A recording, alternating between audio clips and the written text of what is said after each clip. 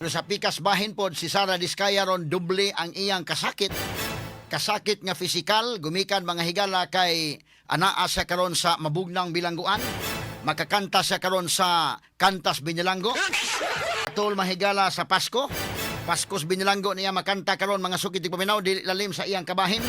Ang physical nga kasakit aniya ron, labaw tanan ang emosyonal usab nga kasakit kay nagbuwag na sila karon mga panahon na og detention facility mahigala ani ron.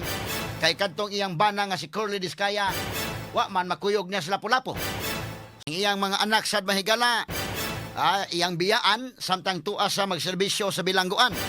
Og labaw sa tanan ang labing sakit usab mga kagalaan kay ang iyang pananaw sa palibot ubay-ubay ni mga higala ang mga tao, ang mga politiko o mga kadagkuan mahigala sa nasod nga nakapahimo sa iyang construction firm pero siya ray naduot. Subling kasakit, makaingon sa Diskaya mahigala, congressman ko, senador ko, nganong gibiyaan ninyo ako.